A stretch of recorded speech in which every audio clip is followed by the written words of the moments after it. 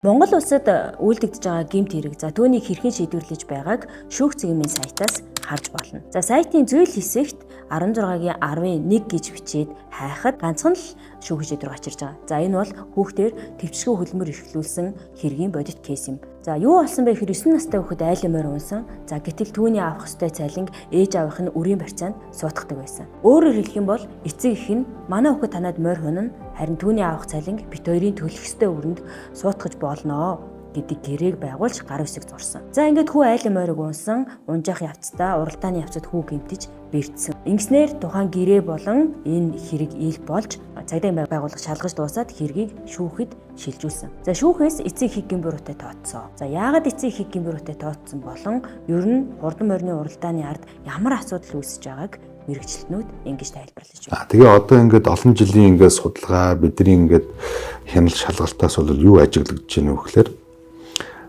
энэ хурдан морь ундаг хүүхдүүд маань өөрийнхөө морийг одоо ундаг хүүхдүүд их цөөхөн байдаг. Тэгэхээр бол дандаа өөр хүний одоо бусдын хүүхдийг гэрээлж морь унуулдаг. Тэгэхээр тэр хүүхдүүд нь үнэхээр одоо цалин авч байна уу тийм.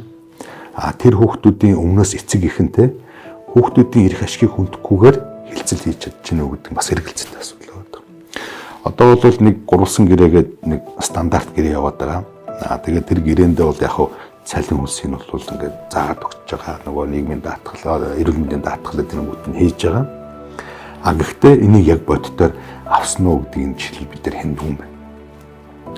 Өнөөдрийн үндэсний комиссаас 2024 онд бид нэр зөвлөмж хүргэсэн байдаг.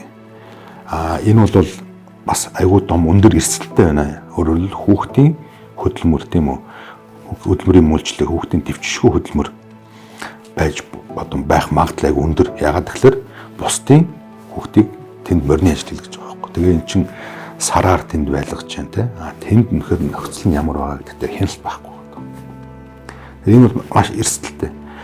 Одоо өнгөрсөн оны одоо яг нөгөө зөвшөөрөгдсөн хугацаанд тийм үү 5 сарын 1-ээс хойшоо ингээд 9 сар хүртэл хугацаанд бол одоо хурдан морь унсан хүүхдүүдээс бид ингээд одоо судалгаа авахд зөвхөн 10% л одоо өөрийнхөө морийг унсан. Бусд нь 90% ихэрсэн тэнд асар их эрсдэл байгаад байгаа байхгүй. Бидний байр суурь бол ер нь бол бас нүргүүнээр хурдан морь одоо унж уралдуулахыг одоо хүлээмжшүүлэхгүй гэдэг. Үүнээс гадна маш олон бас бусад асуудлууд байна л да.